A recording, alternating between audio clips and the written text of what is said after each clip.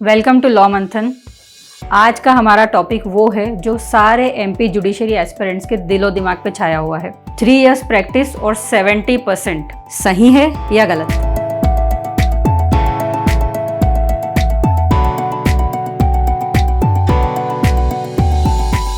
एक बच्चा 12th पास करता है तो ऑन एन एवरेज वो 18 इयर्स की एज में 12th पास करता है। उसके बाद लॉ में ऑलरेडी एक ऐसा रूल है कि अगर आप एलएलबी करते हो तो आपको पहले एक बैचलर्स करना ही पड़ेगा। 18 साल में आप पास होकर आए 12th, उसके बाद आपने एक ग्रेजुएशन किया जिसके लिए आपने 3 साल दिए और आपकी एज हो गई 21 ईयर्स। ठीक है, उसके बाद फिर आप एलएलबी करोगे और फिर आपने 3 साल दिए एक और ग्रेजुएशन करने के लिए, अब आपकी एज हो गई 27 ईयर्स। ठीक है, यहीं बीए एलएलबी के लिए एक इंटीग्रेटेड कोर्स होता है जिसमें बीए प्लस एलएलबी या बीबीए प्लस एलएलबी, मतलब दोनों ये जो ऊपर अलग अलग कर रहे थे इनको कंबाइन करके पढ़ाया जाता है आपको, जिसके लिए आपको 5 साल इन्वेस्ट करने पड़ते हैं।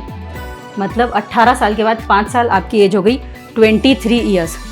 फिर आपने 3 साल की प्रैक्टिस करी, आपकी एज हो गई 26 ईयर्स। तो इंटीग्रेटेड कोर्स करने के बाद अब आपकी एज हो गई 23 ईयर्स और इसके बाद आपको 3 साल की प्रैक्टिस और करना है। इसके बाद इस केस में आपकी एज हो गई 27 और इस केस में आपकी एज हो गई 26। अब ये वो एज है जब चाहे लड़की हो या लड़का सेटल होना चाहता है, फैमिली प्रेशर भी होता है।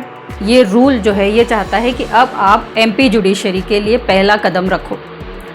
आप इस एज में सबसे पहली बार अगर जुडिशरी के लिए अटेम्प्ट देते हो तो जनरल ओबीसी के केस में यहाँ 6 to 8 अटेम्प्ट्स, यहाँ 7 to 9 अटेम्प्ट्स और एसटी एससी के केस में 2-3 अटेम्प्ट्स और बढ़ा लीजिए। इतना समय आपको मिलेगा, इतने अटेम्प्ट्स आपको मिलेंगे।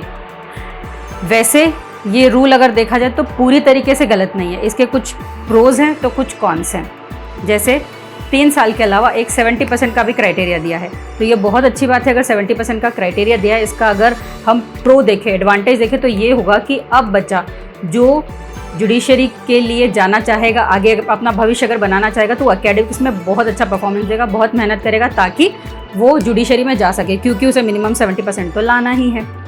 और अगर इसका एक और प्रो देखें तो अगर 3 साल की प्रैक्टिस वो व्यक्ति करता है तो वो एक अच्छा जज बनेगा, ये इसलिए क्योंकि उसे प्रैक्टिकल नॉलेज होगा। ये तो उसके प्रोज हो गए। अब इसके कॉन्स की अगर हम बात करें तो कॉन्स में ये होगा कि जो मैंने ये एज क्राइटेरिया बताया है ये इसका कॉन ही है। एक एज आप पार कर चुके होंगे, वो एज आपको पहले, इस एज के पहले आपको जज बन चुका होना चाहिए, नॉर्मली ये माना जाता है ना, मतलब आपको सेटल हो जाना चाहिए। ये एक इसका कौन है।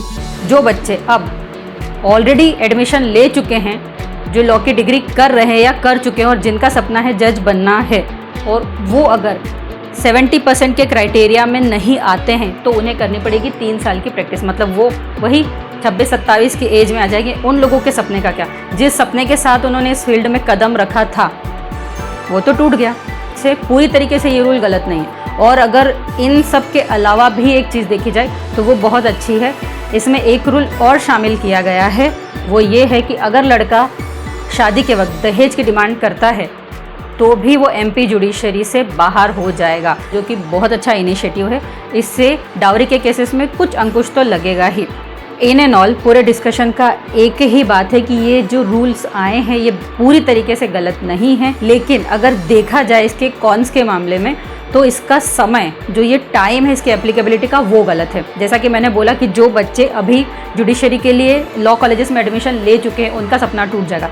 ये एप्लीकेबल करने का सही समय नहीं है, इसे अप्लाई करना चाहिए कुछ टाइम के बाद, ताकि जो बच्चे इस सपने के साथ आ गए हैं या जो पास आउट हो चुके हैं, चलो अब जो अंडर ग्रेजुएट हैं वो तो कोशिश कर सकते हैं कि 70% बना लें, लेकिन जो पास आउट हो चुके हैं, जो तैयारी करें बहुत टाइम से, अब वो पीछे समय में पीछे जाकर तो स्ट्रेच कर नहीं सकते।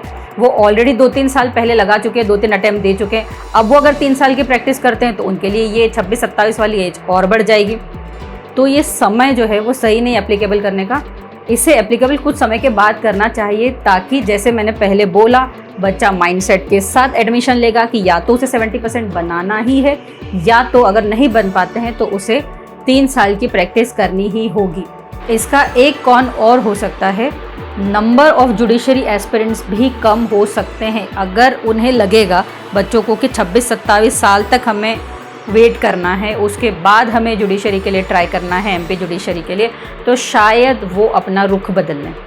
तो अब मेरा सवाल आप लोगों से ये है कि कहीं आपको ये नहीं लगता है कि 70% जो क्राइटेरिया बना दिया गया है वो एक्सीलेंस का सिनोनिम हो जाएगा?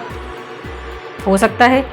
या फिर 3 साल की प्रैक्टिस का कंपलसरी रूल बना देने से वाकई जो जुडिशरी एस्पिरेंट्स हैं वो उसकी तैयारी करेंगे? क्या वो उतनी ईमानदारी से प्रैक्टिस करेंगे? और क्या जिस मोटो से इस रूल को लाया गया है वो फुलफ़िल होगा? आप क्या सोचते हैं मुझे ज़रूर बताइए। Thank you.